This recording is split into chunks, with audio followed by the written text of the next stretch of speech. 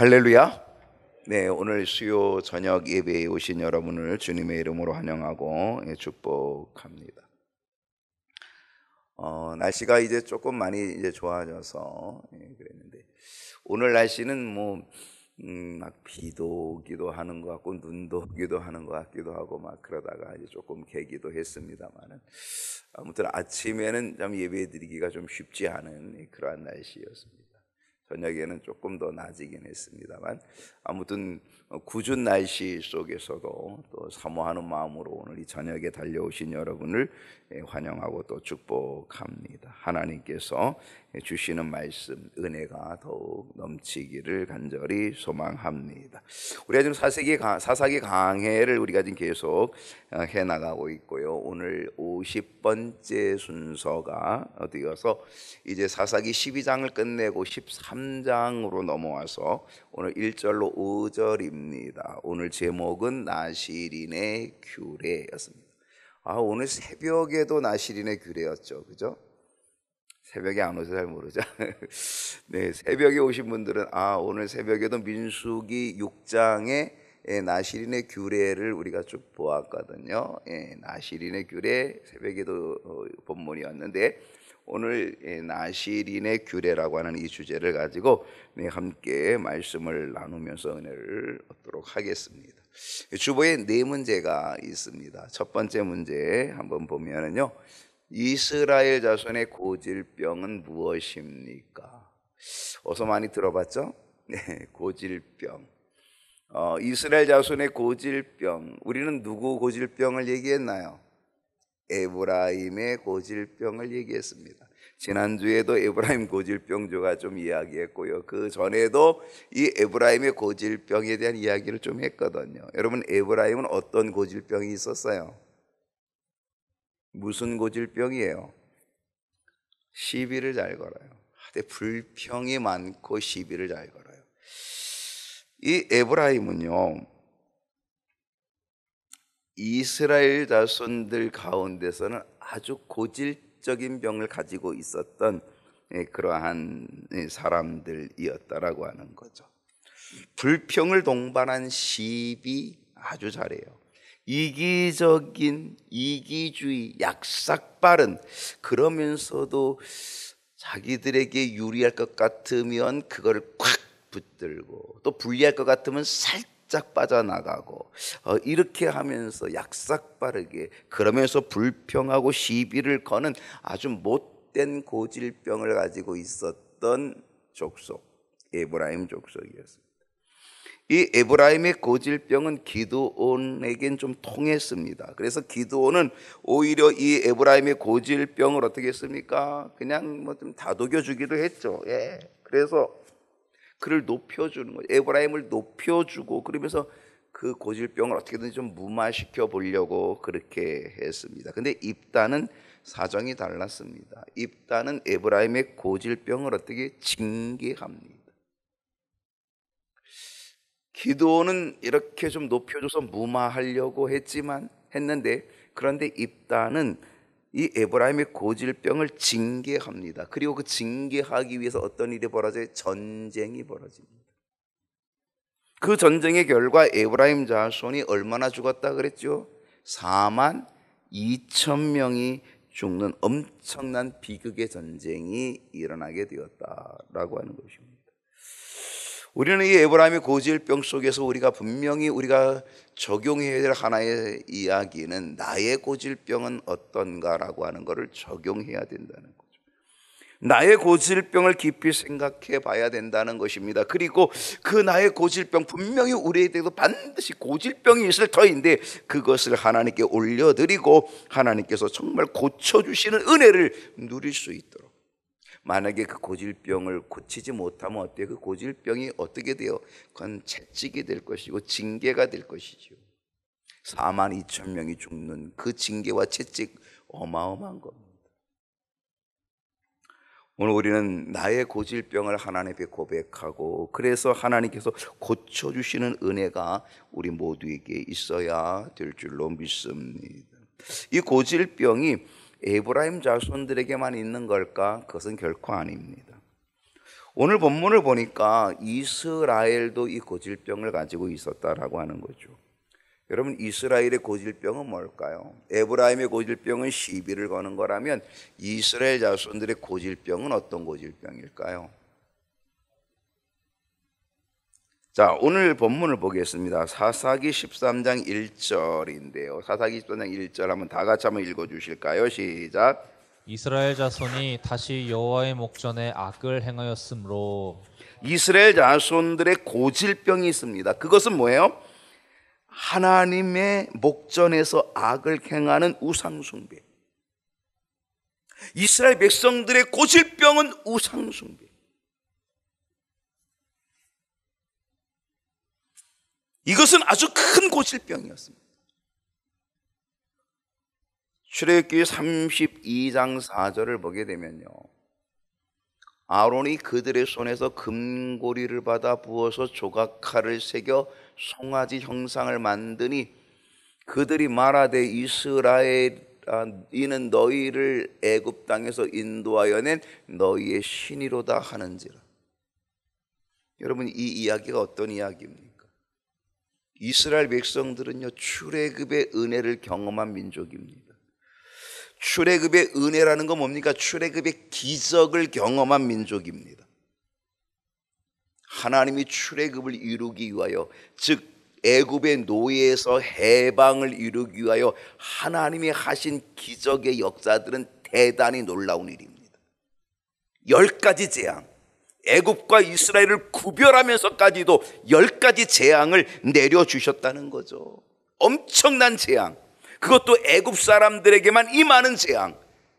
그래서 이스라엘 백성들을 구별하여서 이스라엘 백성들은 재앙을 면하고 애굽 사람들에게만 재앙이 나타나게 하는 아주 놀라운 기적. 결국 이 10가지의 기적을 통하여서 바로는 항복하고 이스라엘 백성들을 출애굽 내보내지 않습니까? 여러분, 이 기적을 체험한 사람들이 누구예요? 이스라엘 백성들입니다. 이 은혜를 체험한 사람이 바로 뭐예요? 이 이스라엘 백성들입니다. 하나님의 능력을 이처럼 놀랍게 체험한 이스라엘 자손들, 그들이 출애굽하고 만난 것은 홍해바다였습니다. 죽음의 바다, 홍해바다. 그런데 거기서 그들은 더 큰 기적을 봅니다. 어떤 기적이에요? 홍해바다가 갈라지는 기적. 죽을 줄 알았던 홍해바다가 갈라집니다. 그리고 그 갈라진 그 길을 건너갔다는 거죠. 여러분, 이러한 기적을 체험한다라고 하는 것은요, 이건 대단한 거죠. 이거는 어마어마한 기쁨입니다. 이건 어마어마한 큰 은혜입니다. 큰 능력이고 큰 체험입니다. 이런 구원의 기적을 주신 하나님께 이스라엘 자손들은 어떻게 했다고요? 크게 감사를 드립니다. 그런데 그 믿음이 어땠어요? 오래 못 갔습니다. 그들이 광야로 들어가면서 이 모세가 시내산에서 하나님의 부름을 받고 시내산에 올라갑니다. 그 시내산에서 얼마나 있었냐면 40일 있었거든요. 40일을 있으면서 하나님께로부터 십계명을 받는데, 율법을 받는데, 십계명을 받게 되어지는데 40일이 걸립니다. 그러니까 산 아래에서 백성들이 40일을 기다리다 못해 어떻게 했어요? 아론에게 쫄랐습니다. 우리에게 신을 만들어 달라 이거죠. 그래서 아론이, 그럼 너희들이 가지고 있는 금붙이 다 가지고 와라. 금모으기 했어요. 금모으기. 그랬더니 그들의 귀걸이를 빼고 그들의 코걸이를 빼고 목걸이를 빼고 그들의 몸에 있는 모든 금장식들을 다 가지고 온 겁니다. 금모으기 해가지고 그 금을 가지고 뭐 했어요? 불에 녹였습니다. 녹였더니 아주 굉장한 게 나왔죠. 뭐가 나왔어요? 그걸 가지고 만들었어요. 금 송아지를 만들었어요.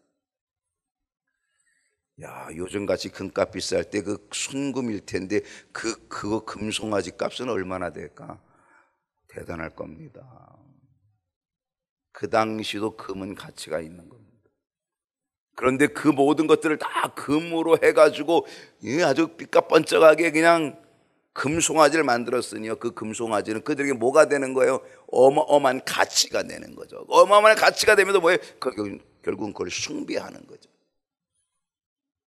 이것이 너희를 애굽에서 이끌어낸 너희의 하나님이야. 금송아지를. 그래서 그들은 금송아지 앞에 절을 하고 금송아지를 자기들의 하나님으로 섬겼다는 거예요. 여러분, 이스라엘 백성들이 말이 됩니까?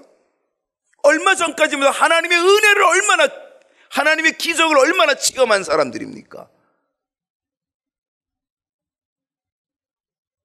사실 영적으로 얘기한다고 한다면 진짜 하나님의 은혜를 무지무지하게 체험한 사람이죠. 방언도 하고 예언도 하고 뭐 하나님의 은혜를 정말 많이 체험한 사람. 근데 또 어디로 가는 거예요? 하나님 버리고 딴 데로 가는 거예요. 우상숭배.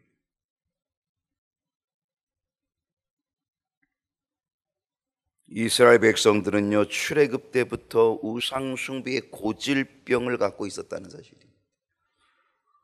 그리고 이 고질병은 어땠어요? 늘 반복적인 거죠. 여러분, 고질병은 반복적인 거죠. 사사기 13장 1절 상반절을 보게 되면요, 이스라엘 자손이 다시 여호와의 목전에 악을 행하였으므로, 여기서 중요한 단어가 다시라는 거예요.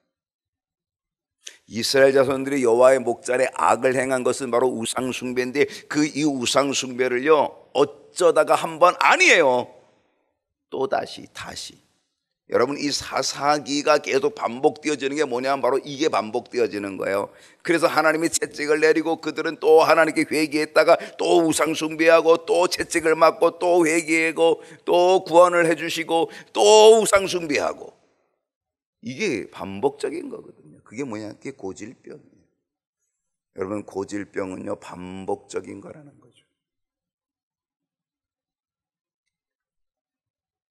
나의 고질병도 반복적일 수 있습니다. 에브라임의 고질병도 반복적이었습니다. 그렇습니다. 고질병은 반복적인 특색이 있다는 사실입니다.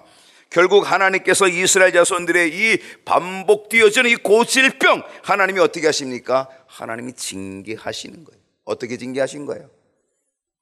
사사기 13장 1절 하반절을 보면은요, 여호와께서 그들을 40년 동안 어디 손에? 블레셋 사람의 손에 넘겨주셨다는 거죠.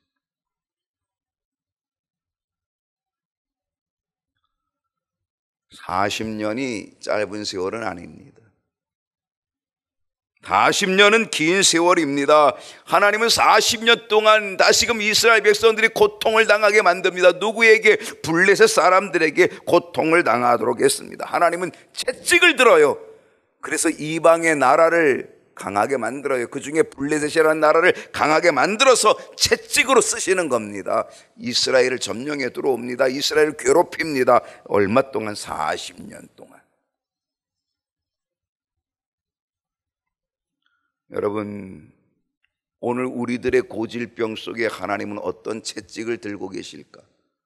한번 생각해 봐야 합니다. 어떤 채찍을 맛보았는지 우리 한번 좀 생각해 봐야 합니다. 하나님께서 지금 이스라엘 백성들을 블레셋 손에다가 넘기신 것처럼 하나님은 지금 나를 어디에다가 파실지, 어디에다가 넘기실지 우리는 한번 생각해 봐야 된다는 거죠. 그래서 우리는 오늘 이 시간에 나의 고질병을 하나님 앞에 내려놓고, 오늘 하나님 나의 고질병을 치유해 주십시오. 하나님은 우리의 육신의 질병도 치유하시지만 우리의 고질병, 영적인 문제도 치유해 주실 줄로 믿습니다. 치유받아야 합니다. 두 번째 문제 봅니다. 마노아 가정의 문제는 무엇입니까? 사사기 13장 2절을 다 같이 읽어보겠습니다. 소라 땅에 시작. 소라 땅의 단지파의 가족 중에 마노아라 이름하는 자가 있더라. 그의 아내가 임신하지 못함으로 출산하지 못하더니. 마노아의 가정, 어떤 문제가 있나요? 네, 출산의 문제가 있습니다. 임신하지 못하는 문제가 있습니다. 이 마노아의 가정은 단지파 소속입니다. 단지파. 이 소라 땅이라는데, 소라 땅. 소라 땅. 이 소라는 뭐 소라가 많기 때문에 소라 땅은 아니고요. 이 소라 땅은 이상하게도 단지파, 아니 원래는 유다 지파입니다. 원래는 이 소라가 유다 지파의 접경에 유다 지파에 소속되어 있었는데, 그런데 이것이 단지파로 넘어갑니다. 그래서 사사 시대에는 바로 이 소라 땅이 단지파의 영역이 됩니다. 그리고 나서 사사 시대가 끝나고 무슨 시대가 오죠? 왕정 시대가 옵니다. 사사가 끝나고 이제 사울왕, 다윗왕 이렇게 왕이 세워지는 왕정 시대가 오게 되는데, 그 왕정 시대에는 다시금 이 소라 땅은 유다의 지파에 소속이 되어지게 된다라고 하는 거죠. 그건 왜 그러냐? 그것은 바로 이 소라 땅이 단지파와 유다 지파의 경계선상에 있었기 때문에 그때의 상황에 따라서 유다에 속하기도 하고 또 단에 속하기도 하고, 그래 다시 유다에 편입되어진 바로 그런 부분이죠. 근데 이 사사 시대에는 이 단지파가 이 소라 땅이 단지파에 소속이 되어 있었다라고 하는 겁니다. 근데 이 단지파 특징이 하나 있어요. 그 특징이 뭐냐면 모든 지파들은 다 종족들이 많아요. 여러 종족들로 구성되어져서 한 지파를 형성하는데, 근데 이 단지파는 딱 한 가문밖에 없어요. 수함 가문이라는 딱 한 가문이 있어요. 그래서 여기에 뭐라 했냐면 소라 땅의 단지파의 가족 중, 왜냐하면 한 가족밖에 없어요. 그게 수함 가족이라고 하는 한 가족이에요. 한 가문이에요. 바로 그 가족 중에 누가 있었냐? 마노아라고 하는 사람이 있었는데 그의 아내가 임신하지 못했다는 거죠. 그래서 이 마노아의 가정의 문제는 불임이에요. 임신하지 못하는 거죠. 여러분, 성경에 이 마노아의 가정과 같은 이 불임의 이 문제, 이 이야기들은요 곳곳에 나타나 있어요. 누가 떠오르나요? 가장 먼저 우리가 떠오를 수 있는 사람은 아브라함의 아내 사라예요. 아브라함의 아내 사라도 불임이었어요. 임신하지 못하였어요. 그러다가 하나님이 기적적인 은혜를 주셨어요. 그래서 몇 세에 아들을 낳게 되나요? 90세에. 경수가 다 끊어졌어요. 여인의 생산 능력이 끊어진 그 상태에서 하나님은 놀라운 기적을 베풀어 주셔서 90세가 된 사라가 아들을 낳아요. 그 아들이 누구냐? 이삭이에요. 그리고 그렇게 난 이삭이 얻은 아내 리브가도 역시 불임을 가지고 있었어요. 리브가도 임신하지 못하였어요. 그런데 이 임신하지 못한 이 상황에서 이삭이 하나님께 기도해요. 남편이 기도해요. 그랬더니 하나님께서 그 기도를 들어주시고 리브가의 태의 문을 열어주셨어요. 그리고 두 아들을, 쌍둥이를 주셨어요. 누구예요? 그게 야곱과 에서예요. 야곱은 4명의 아내가 있었어요. 그 중에 가장 사랑했던 아내가 누구냐면 라헬이죠. 근데 이 아내 라헬은 남편의 사랑을 가장 많이 받았지만 불임이었어요. 아이가 생기지 않아요. 그러다가 아이가 생겨요. 그 아이가 누굽니까? 요셉이고, 그리고 마지막으로 난 아들이 베냐민. 그 베냐민을 낳다가 이 라헬이 죽어요. 베냐민은 요셉은 야곱의 몇 번째 아들입니까? 12아들 가운데 11번째 아들이에요. 그리고 베냐민은 12번째 아들이에요.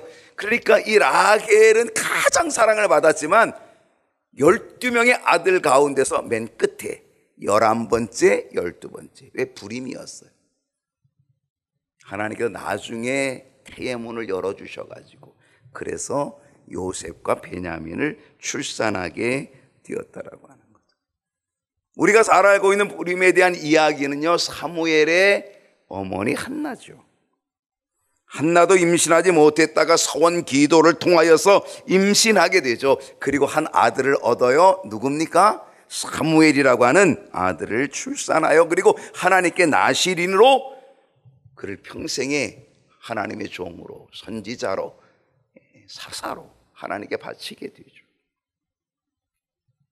신약으로 가면은 세례 요한의 어머니 엘리사벳도요, 임신하지 못하다가 임신하여 세례 요한을 출산하였다는 것 우리는 잘 알고 있어요.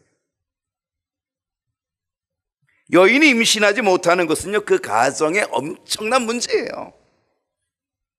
더더구나 구약 시대에, 그 시대에는요, 임신하지 못하면 다 누구 탓이에요? 남자 탓이 아니에요. 다 누구 탓? 여자 탓. 우리도 옛날에 그랬잖아요. 의술이 없던 그때는 그랬잖아요. 아이를 못 낳으면 다 누구 탓이에요? 여자 탓. 그래서 여자를 내쫓고 그 소방 맞은 여자들이 굉장히 많이 있었죠. 구약 시대에는요, 여인이 아이를 못 낳는다 그러면 낙인을 찍어요. 어떤 낙인을 찍냐?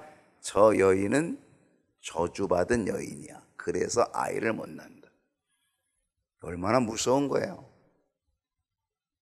그게 어떤 원인인지도 모르면서 낙인을 찍어요. 저 여인은 아이를 못 낳았다. 이건 저주받은 거야. 저주받은 여인으로 낙인을 찍으면 얼마나 눈총이 무서워요. 여러분, 살아갈 수 있겠어요? 살아갈 맛이 나겠어요? 그 고통은 이루 말할 수 없는 거예요. 한나의 고통은 대단했던 거죠. 그러니까 그렇게 서원하며 그렇게 기도하고 그래서 아들을 하나 얻게 되었다라고 하는 사실이죠.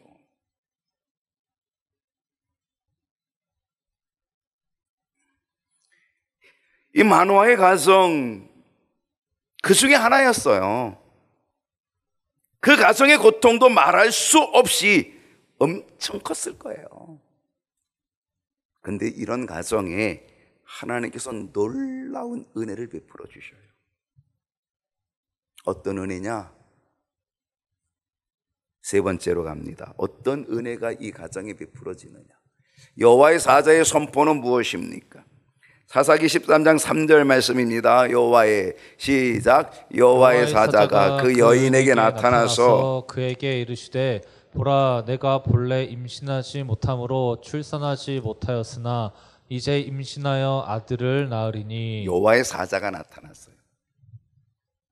여러분, 성경을 읽다 보면요, 여호와의 사자가 나타나는 경우가 있었어요. 그죠? 여호와의 사자, 들어봤죠? 여호와의 사자. 사사 시대까지는요, 주로 여호와의 사자가 나타나서 하나님의 뜻을 전달해 줘요. 그게 사사 시대까지. 그거를 뭐라 그러냐면 신현현 시대라고 얘기해요. 여러분, 지금 우리가 교회 달력으로 어떤 절기에 있죠? 무슨 절? 예. 성탄절이 지나고 그리고 주현절이에요. 성탄절은 예수님이 탄생하는 거예요. 주현절은 예수님이 이제는 하나님의 일을 위하여 이 땅에 당신의 몸을 쫙 보여주시고 나타나시는 거예요. 주님이 현현하여 나타나서 보여주셨다. 주현절이에요. 우리가 지난 주일 주현후 제5주 주일을 보냈거든요. 주님이 현현하셨다는 거예요. 사사시대는요, 주로 하나님의 사자, 즉 여호와의 사자가 나타나서 하나님의 뜻을 전달해요. 그걸 신현현, 하나님이 나타나셨다 이거예요. 현현. 그런데 이 사사시대가 끝나면 무슨 시대가 온다고요? 왕정시대. 이 왕정시대는요, 신현현 시대가 아니에요. 그때는 여호와의 사자가 아니에요. 그때는 하나님이 누구를 통해서? 선지자들을 세워서 선지자들을 통하여서 하나님의 뜻을 전달해 주게 돼요. 그게 참 성경에 이런 이렇게 역사적인 그런 부분들이 있어요. 여호와의 사자가 오늘 마노아의 아내에게 나타났어요. 그 아내의 이름은 몰라요? 마노아의 아내일 뿐이에요. 그리고 그에게 말합니다. 뭐라고 말했어요? 내가 본래 임신하지 못함으로. 여러분, 이 말을 잘 보세요. 내가 본래 임신하지 못함. 그러면은 바로 이 마노아의 아내는 불임이에요. 그 여인이 아이를 가질 수 없는 불임이었어요. 내가 본래 임신하지 못한다라고 하는 거죠. 그런데 이제 임신하여 아들을 낳으리니 라고 하는 거죠. 이 여인은 불임 여성이에요. 애당초 불임 여성이에요. 아이를 가질 수 없는 여성이에요.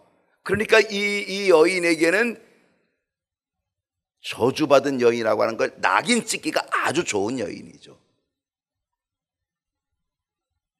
그런 가운데 이 여인에게 주어진 여호와의 사자의 선포는 놀라운 은혜였다는 거예요. 무엇이었습니까? 내가 이제 임신하여서 아들을 낳으리니. 할렐루야. 내가 이제 임신하여 아들을 낳으리니. 여러분, 이 여인에게는 이게 얼마나 큰 축복의 메시지입니까? 여호와의 사자가 자기에게 선포해 주는 이것이 얼마나 큰 놀라운 은혜였습니까?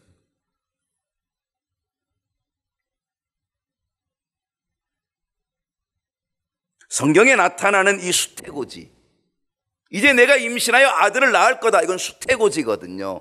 내가 이제는 임신하여서 아들을 낳는다는 걸 고지해 주는 거죠. 수태고지. 이스라엘에 가면요, 수태고지 교회가 있어요. 천사가 마리아에게 나타나서 이제 내가 아들을 낳을 거다, 그 이름을 임마누엘이라 하라 라고 천사가 나타난 그곳에다가 기념교회를 세웠어요. 그 기념교회 이름이 수태고지 교회예요. 성경에 나타나고 있는 이 수태고지가 곳곳에 들어있어요. 불임이었던 사라에게 주어지는 수태고지, 아브라함의 아내 사라에게 주어지는 수태고지가 있었어요. 창세기 17장 19절을 보게 되면 내 아내 사라가 내게 아들을 낳으리니 너는 그 이름을 무엇이라 하라? 이삭이라 하라. 하나님께서 아브라함에게 수태고지 알려주시는 거죠. 선포해 주시는 거죠. 여러분, 90세가 되어지도록 아이를 낳지 못하는 여인이 아이를 낳을 거라고 하는 이 수태고지, 그게 제대로 믿어지겠어요? 아멘이 되겠어요? 그러나 결국은 하나님은 그걸 이루어 주셔서, 그래서 아들을 낳게 하시죠. 이삭을 얻게 해 주셨다는 사실이죠. 불임이었던 엘리사벳에게 주어지는 수태고지도 있어요. 누가복음 1장 13절을 보게 되면 내 아내 엘리사벳이 내게 아들을 낳아주리니 그 이름을 누구라? 요한. 이 세리 요한이죠. 요한이라 하라. 그 가정에는 요한이라고 쓰는 이름이 전혀 없어요. 근데 이름도 알려줬어요. 내 아들 이름을 이삭이라 하라. 이름을 알려줬어요. 내 아들 이름을 요한이라 하라. 수태고지 선언을 하며 선포를 하면서 이름을 알려주었다라고 하는 거죠. 마리아에게도 이 수태고지 선포가 있어요. 누가복음 1장 31절을 보게 되면 보라, 내가 잉태하여 아들을 낳으리니 그 이름을 무엇이라? 예수라 하라.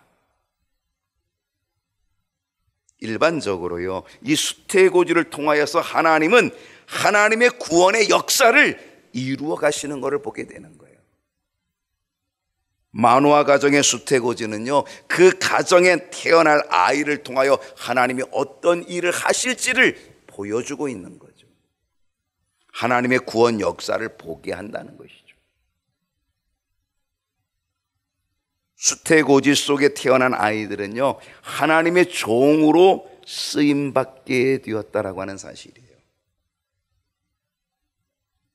제가 신학교 다닐 때 40년이 훨씬 넘었죠. 신학교 때 40년이 훨씬 넘은데 그때의 수업 시간에 교수님이 한 것이 아주 생생하게 기억나는 게 하나 있어요. 구약을 가르쳐줬던 민영진 교수님이 저희들 히브리어도 가르쳐주고 구약개론 이런 구약에 대한 이제 성경을 가르쳐주는데, 근데 이러한 이야기를 하더라고요. 바로 이 불임 여성에 대한 이 구약의 이 이야기를, 여성에 대한 이야기를 쭉 하면서 이 불임 여성을 뭐라고 부르냐? 성녀라고 부른대요. 성녀. 돌석자, 계집여자. 돌여자라는 거예요. 아이를 못 낳는 돌여자, 성녀라고 부른다. 성녀면 좋겠죠. 성녀, 거룩한 여인이면 좋은데 거룩한 여인이 아니고 돌여자, 성녀로 불려지는 거예요. 아이를 못 낳는다는 거죠. 근데요, 성경에서 이 성녀들의 자녀들은 다 똑똑했다는 거예요. 다 귀하게 쓰임받았다는 거예요. 인재들이었다는 거예요. 그게 공통점이다. 이런 이야기를 가르쳐 줬어요. 그걸 아직도 제가 40여 년이 지났지만 그때 가르침을 배웠던 것을 아직도 기억하고 있어요. 근데 정말 그랬던 것 같아요. 하나님은 바로 쓰시려고 태의 문을 열어서, 불임이지만 태의 문을 열어서 쓰시려고 그렇게 했다라고 하는 거죠. 이 불임의 고통과 이 절망 속에 살던 마노아의 가정에 수태고지를 통하여 놀라운 하나님의 은혜와 기쁨이 있게 되었다는 거예요. 오늘 여러분 어떤 절망의 순간이 있습니까? 여러분 어떤 절망의 환경이 여러분에게 있습니까? 하나님께서 여러분에게 주시는 말씀을 통하여 은혜가 있기를 원합니다. 나의 절망적인 고통 속에 말씀해 주시는 하나님의 은혜, 말씀해 주시는 하나님의 기쁨, 수태고지를 통하여 주셨던 그 기쁨이 오늘 우리에게 말씀을 통하여 주시는 하나님의 기쁨, 은혜가 될 수 있기를 소원합니다. 마지막 네 번째로 갑니다. 나시린의 규례는 무엇입니까? 사사기 13장 4절을 보게 되면 이 나시린의 규례가 이렇게 나와 있어요. 다 같이 읽어봅시다. 시작. 그러므로 너는 삼가 포도주와 독주를 마시지 말며 어떤 부정한 것도 먹지 말지니라. 저는 이 나시린의 규례를 딱 읽으면서 무엇을 생각했냐면요, 나는 나시린 되기 틀렸다. 왜? 나는 포도를 좋아하는데 포도를 내가 되게 좋아하거든요. 포도 고장에 살아서 삼가 포도주와 독주, 포도주, 독주는 별로 안 좋아해요. 그런 거는 아주 안 좋아해요. 5절은 더 기가 막혀요. 5절 볼까요? 5절 말씀 보면은 보라 내가 임신하여 아들을 낳으리니 그의 머리 위에 삭도를 내지 말라. 이 아이는 태에서 나옴으로부터 하나님께 바쳐진 나시린이 됨이라. 그가 블레셋 사람의 손에서 이스라엘을 구원하기 시작하니라. 이게 이제 수태고지를 하면서 이 마노아의 아내에게 여호와의 사자가 말씀해 주는 거예요. 이제 내가 낳을 아이는 나시린이다. 나시린으로 너희가 키워야 된다. 하나님께 바쳐진 사람이다 라고 하는 걸 알려주게 되는 거죠. 근데요, 오늘 새벽에 보았던 이 민수기 6장 있잖아요. 민수기 6장. 이 민수기 6장에 보면 나시린의 규례라고 하는 게 딱 거기에 나와요. 나시린의 규례라고. 거기는 어떻게 나오냐면 포도주와 독주를 멀리하며 생포도나 건포도도 먹지 말라. 나는 생포도 엄청 좋아하거든요. 건포도도 무척 좋아하거든요. 근데 생포도, 건포도 먹지 말라는 거예요. 그래서 아이고 나시린하고 난 거리가 멀다 이런 생각이 팍 들어오는 거죠. 그러면 뭐라 그랬냐면 포도나무 소사는 씨나 껍질도 먹지 말라 그랬어요. 그리고 삭도를 그의 머리에 대지 말라. 그리고 뭐라 했어요? 시체를 가까이 하지 말라. 시체를 가까이 하지 말래요. 어느 정도 있는지 아세요? 부모가 죽어도, 형제가 죽어도 그게 나시린의 규례라는 거예요.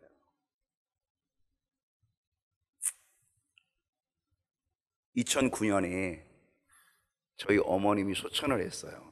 2011년에 2009년에 아버님이 소천하셨고 2년 뒤에 어머니가 이제 소천했어요. 그러니까 벌써 몇 년 됐나? 2011년이니까 벌써 14년 지났는데요. 어머니가 토요일 날 돌아가셨어요. 토요일 날 돌아가셔가지고 그래서 장례가 주일, 월요일이 발인이, 월요일이 장례예요.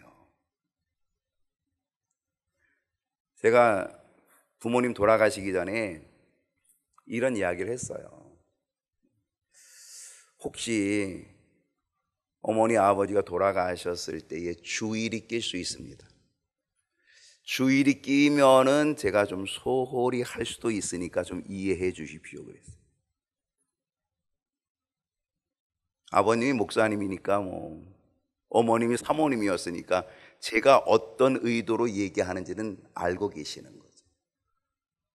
근데 우리 어머니가 돌아가신 게가 그때가 이제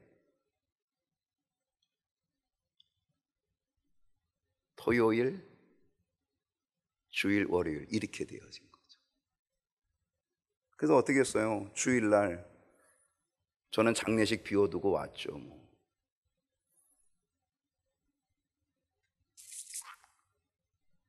그리고 그때 토요일날 제가 왔어요. 토요일날 밤 늦게 왔어요. 교회 와가지고 주일날 설교 마무리 준비 다 하고,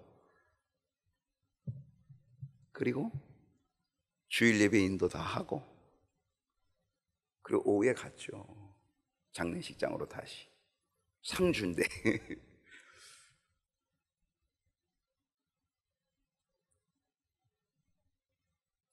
나시린의 규례 가운데서 중요했던 것은 뭐냐면 시체를 가까이 하지 말라라고 하는 거예요. 그것이 부모의 죽음이든지 형제의 죽음이든지 이렇게 나시린의 규례가 엄격했다라고 하는 거죠. 오늘 여호와의 사자가 마노아의 아내에게 주는 나시린의 규례도 그와 비슷한 거예요. 그런데 이 마노아의 가정에 주시는 이 나시린의 규례는요, 일반적이지 않아요.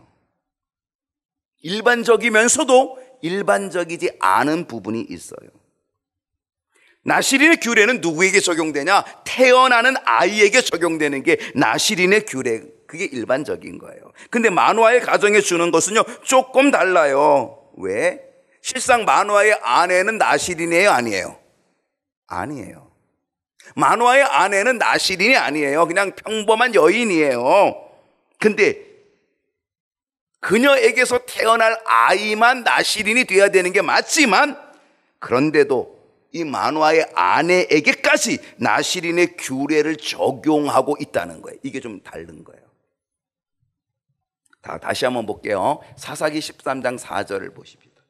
자, 여호와의 사자가 마노아의 아내에게 말하는 거예요. 뭐라고 얘기했어요? 그러므로 너는, 이게 너는 누구예요? 마노아의 아내예요. 너는 삼가 포도주와 독주를 마시지 말며 어떤 부정한 것도 먹지 말지니라.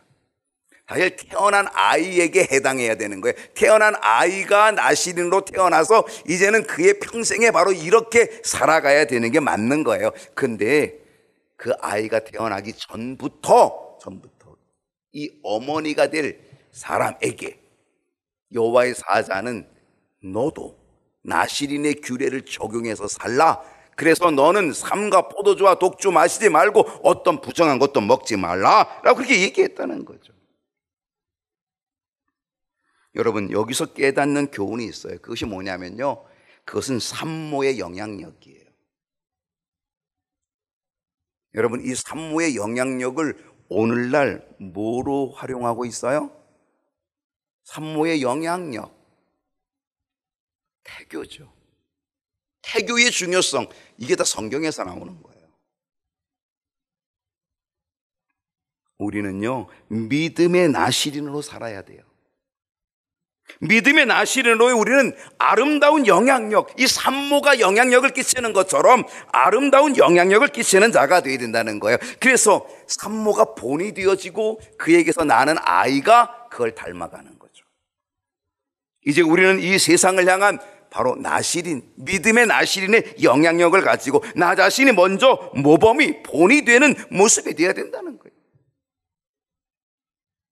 나시린은요 언제나 자기 자신을 관리하지 않으면 안 돼요.